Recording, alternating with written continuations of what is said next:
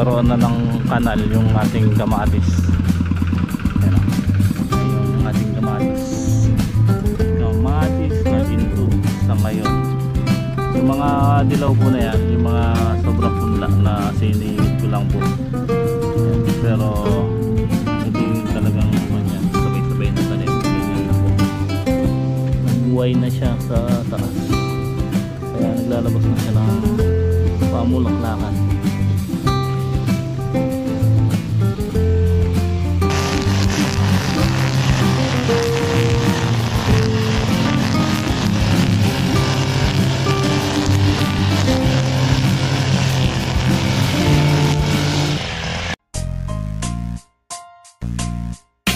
Welcome sa Tongs TV, manood palagi at mag-subscribe na rin kayo para updated sa bawat video naming bago. Sa bawat video ay may aral kang makukuha, lalo na kung isa kang magsasaka. Gawain sa probinsya ang palagi naming content, kaya halika na sa Tongs TV, mag-subscribe na kayo at manood palagi.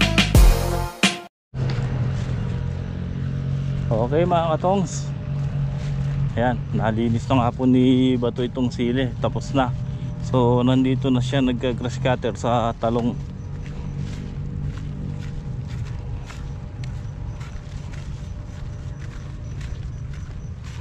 Dito na siya sa talungan, ano.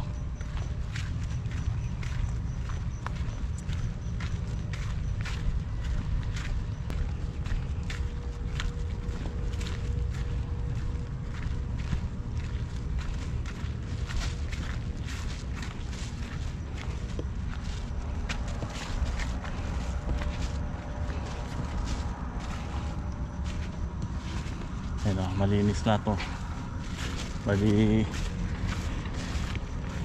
dito na siya nag-grass cutter kanina. So kahapon natapos na niya yung sili.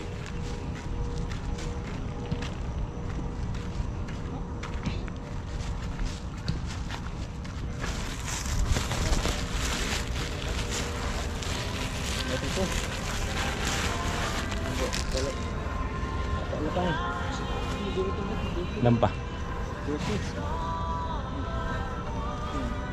Ayan na. Ay.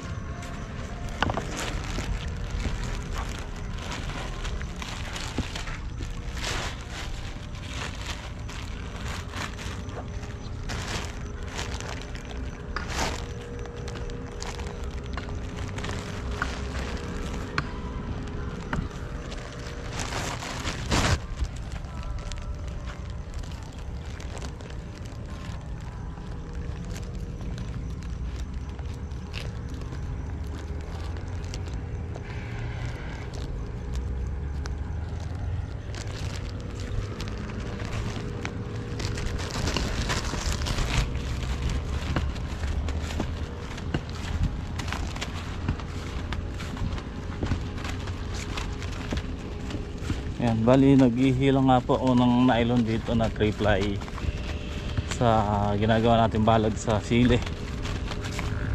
So sa mga siyempre magtataka kayo bakit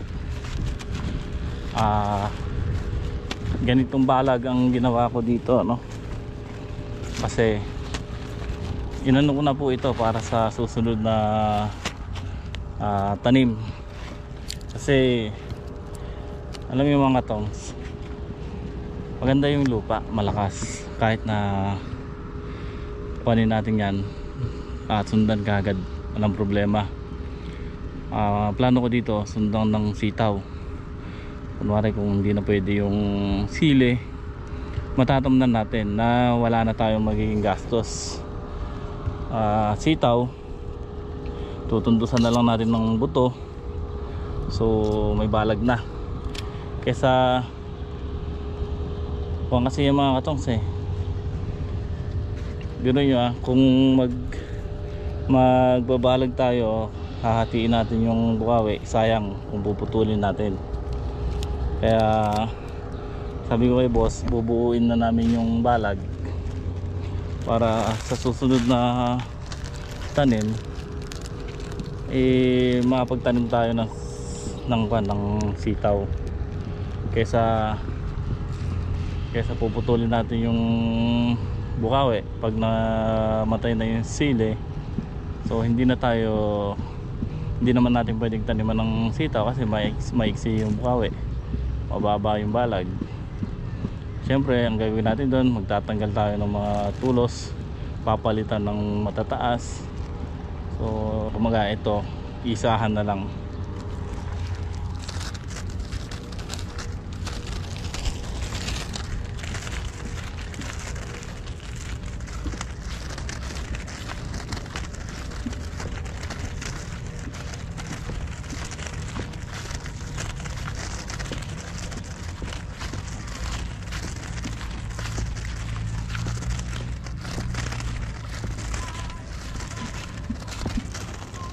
Kaya riyan, kape muna tayo.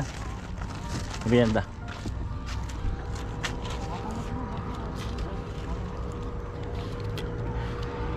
Kasya na?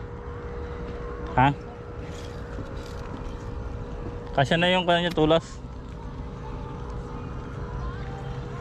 Yung serga?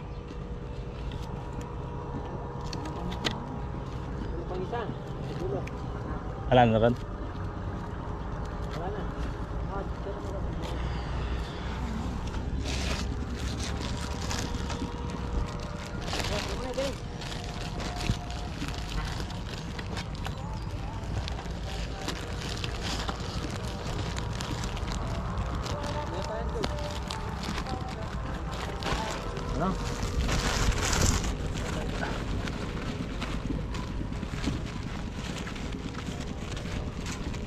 Yung kinakabit ko nito mga tong straight ply na nylon pangatlong layer, pangatlong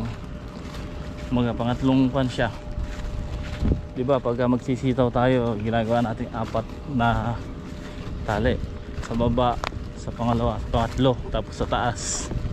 So yung kinakabit ko nito sa pangatlo lang. Ngayon yung taas na lang ang kakabitan natin pagka nagsitaw tayo, kasi yung baba makakabitan na rin yan eh.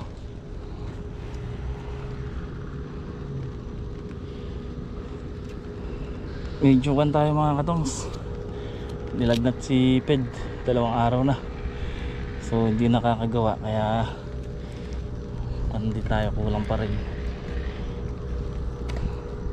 Ayan yung 2 arawan, sila ngayon ang nagseserga, ako ang nagkakadkad ng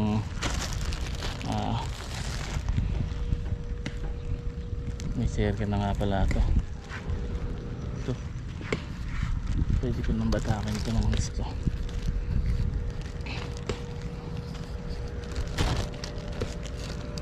Yan, ganyan ako magbuhol.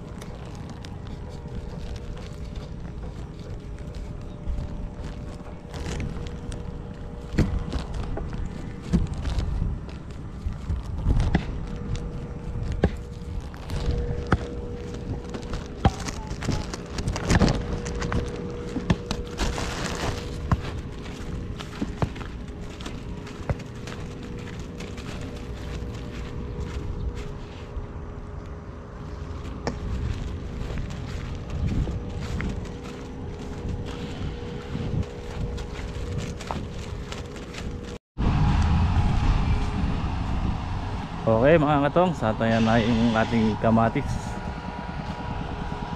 Matatapos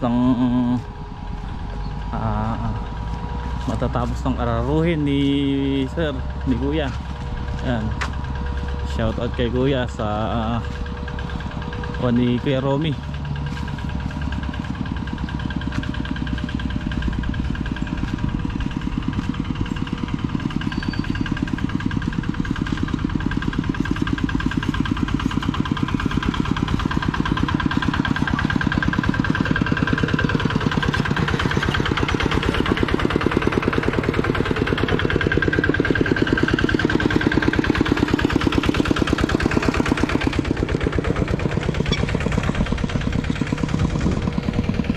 Nagkaroon na ng kanal yung ating kamatis. Ayan o. Tapos ang kagandahan nito, naipit niya yung plastic.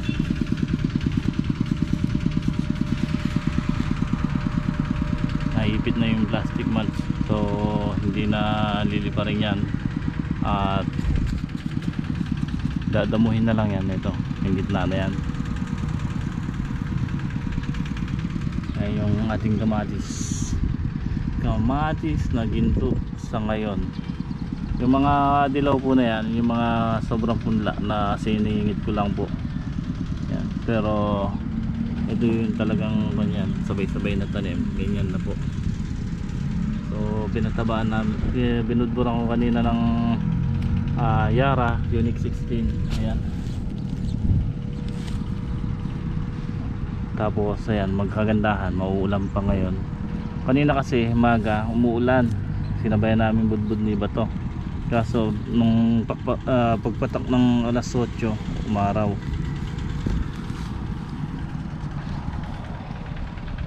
Ayan, yung area po na yan, naararon na lahat yan ni sir, ni boss, pati yung ceiling Taiwan.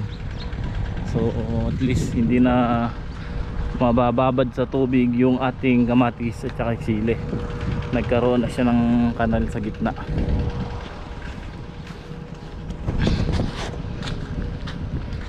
So update ko naman kayo dito sa ating huling tanim na talong.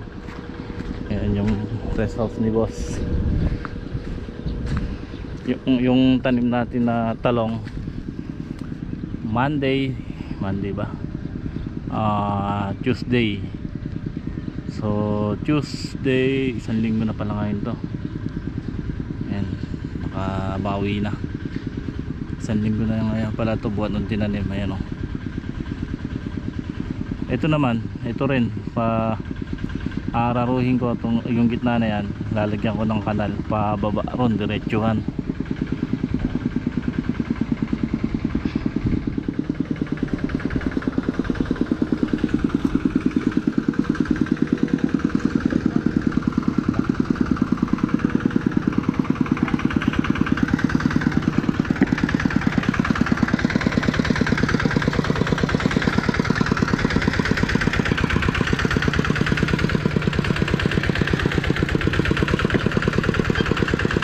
Muna kape.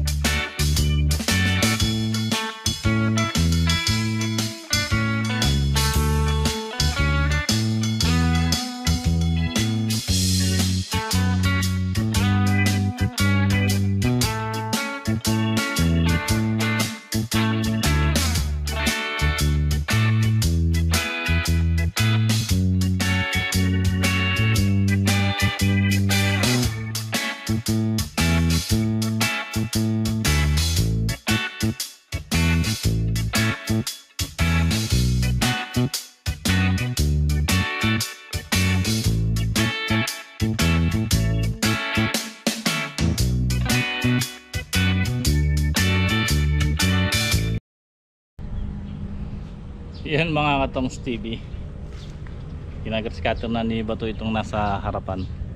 So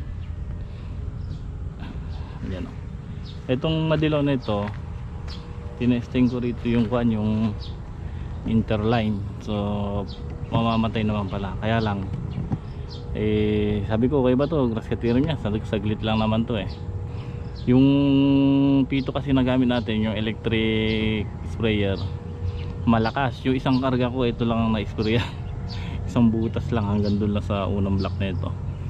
Kaya nagpahanap ako kay boss ng pito.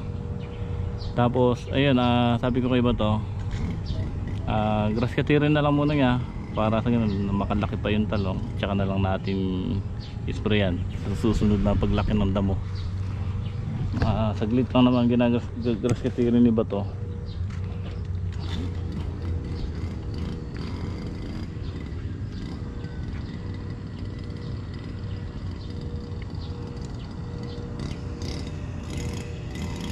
So yung dulo na lang po ang pag nayari ni Bato to, yung dulo na lang ng talong ang grass cutterin niya. So hanggang bukas tapos na. Inabot naman siya ng pangatlong araw ngayon. So bukas pang-apat matatapos niya lahat.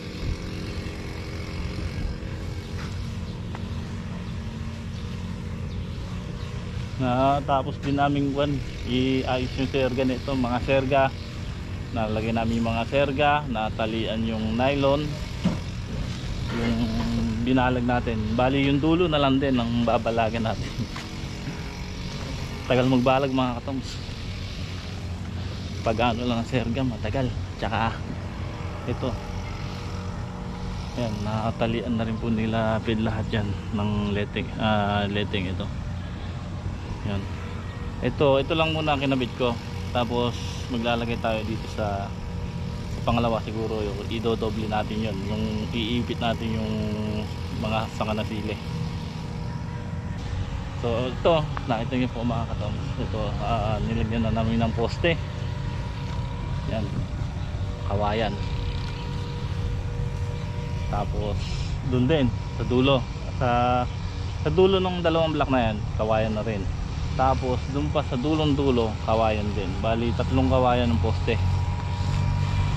Diba pang na yung balag natin nito. Kaya sabi ko nga, double purpose yan, lalo ngayon tagulang kasi mga katongs, kailangan matibay yung balag natin. Kahit nasili lang yan, so nandyan na yan, syempre kailangan ikuha na natin, ilagay na natin sa ayos, sa matibay. May magagamit naman yan sa second crop pagka nagsidaw tayo. So magtutundos na lang tayo ng buto. Yung Taiwan natin mga katongs, ito ganda ng pagka araro. Ayan o, ayan na po yung Taiwan. So sabi ko nga sa kanila, siguro extrain o kukuhanin muna namin ito ng isang araw hanggang tanghali. Lalagyan na, yun na namin, sasamantalahin na namin, tabunan yung puno para sa ganun hanggat makuha yung yung lupa. Kasi pag ayan na ulan, masisiksik na naman yan, mahirap na naman takutin yan, mapaplat na naman yan. Yan, sabi ko doon sa dalawa, bukas kuhanin muna natin to, pati yung kamatis. Yung dalawang nag-aarawan dito, tatabunan lang namin yan, mabilis lang naman yan hanggat buhagag yung lupa. Pagka naulan kasi ito, masisiksik na naman yan, mahirap na naman lumakot ng lupa, para sa ganun matabunan yung yung ugat, yung puno. Ganito rin gagawin ko rito sa dito sa panigang, oras na mayari naming balagan. Makina ko at magtatabong kami sa puno.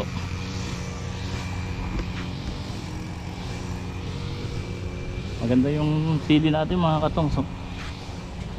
Nagbuhay na siya sa taas, kaya naglalabas na siya ng pamulaklakan.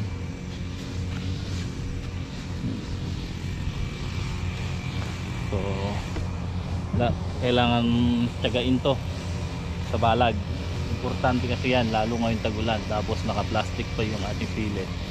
So tumbahin talaga yan.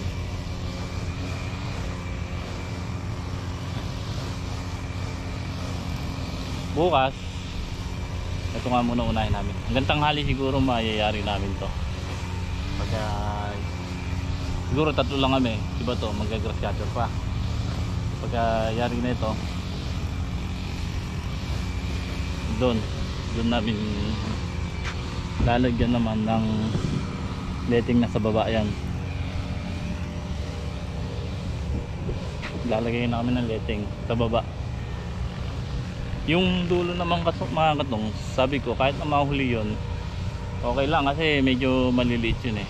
Kaya maraming naging hulipin doon na yung kahuhulip lang nung isang araw. Ito lang importante, yung dalawang block na ito. Kaya bala ko ito na unahin namin sa makalawa or bukas yung kamatis. Kasi yung kamatis natin matatangkad na. Pagka naulan yan, delikado yan.